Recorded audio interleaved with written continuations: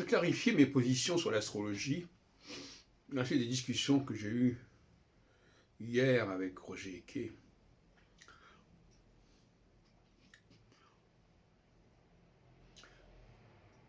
Pour moi, l'astrologie n'est pas un phénomène naturel.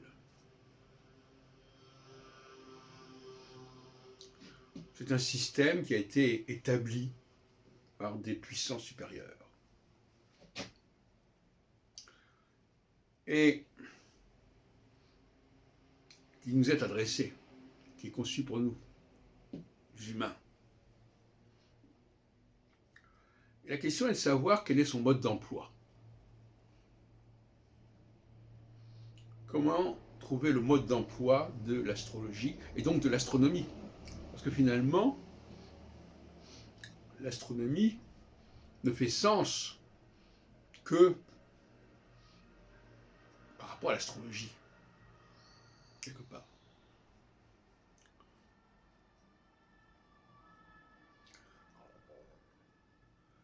Il faut se mettre à la place des créateurs de ce système.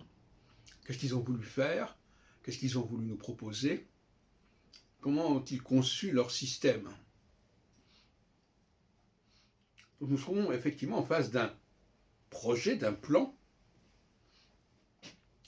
qui se sert, pour se faire comprendre, de l'observation des astres.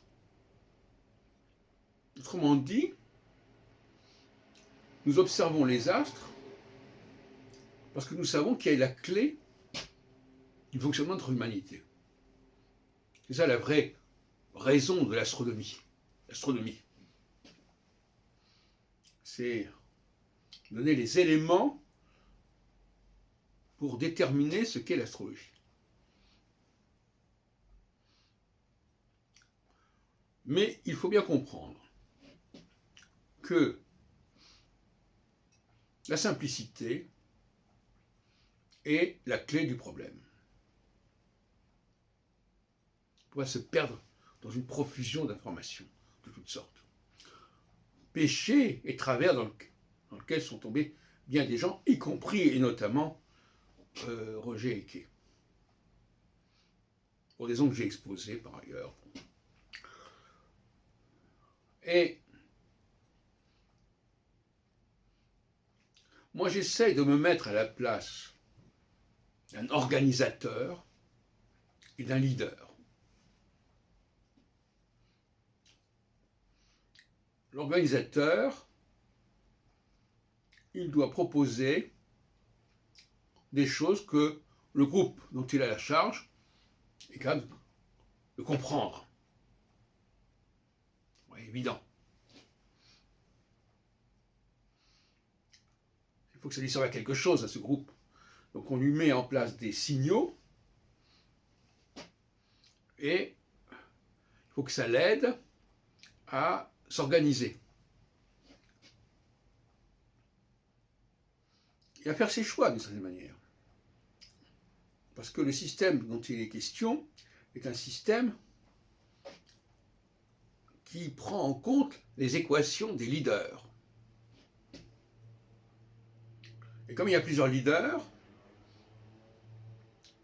chaque leader vivra et décodera dans son intériorité cette fois-ci le message des astres. Donc finalement, il y a un double décodage. Il y a un décodage intellectuel, qui consiste à comprendre le système, et puis il y a un décodage subconscient, qui consiste à être habité par le système. Ça se passe sur deux plans différents. Mais pour comprendre ce qui se passe en nous, et comment les choses évoluent, il faut avoir compris le système extérieur. Par ailleurs, les critères astronomiques classiques ne sont pas valables. Il n'est pas question d'évacuer les étoiles fixes, par exemple, sous prétexte qu'elles sont trop éloignées ou je ne sais pas quoi. Le critère n'est pas là. Le critère, c'est le visuel. Tout est dans le visuel. Qu'est-ce qu'on voit? Qu'est-ce qui nous est présenté? Qu'est-ce qui s'offre à notre regard? Bon. Donc, le paradoxe chez beaucoup d'astrologues modernes d'aujourd'hui, c'est qu'ils ne respectent pas le visuel. Et pour deux raisons. Premièrement, ils prennent en compte des planètes qu'on ne voit pas. Et deuxièmement, ils ne prennent pas en compte des étoiles fixes qu'on voit. Là, il y a un problème, là, il y a un grave problème. Alors, ils vont nous expliquer qu'on ne les voit pas, mais elles font partie du système solaire. Ils vont expliquer qu'on les voit, les étoiles solaires, mais elles ne font pas partie du système solaire. Voilà le genre de raisonnement qu'on nous sert. Voilà. Et c'est là que tout le nœud du problème se trouve. Voilà, donc j'ai essayé de faire cette mise au point. Pour pouvoir faire cette mise au point, il faut être à la fois capable de comprendre ce que c'est qu'un leader, quel est son rôle dans la société, parce que c'est l'histoire des leaders dont nous parle l'astrologie. Et deuxièmement, il faut être capable aussi de comprendre ce que c'est un gouvernement et qu'est-ce qu'on peut proposer au peuple et comment se comporter avec lui de façon à être compris. Si on n'a ni l'étoffe d'un leader, ni l'étoffe d'un gouverneur et d'un organisateur, on ne peut pas être un bon chercheur en astrologie.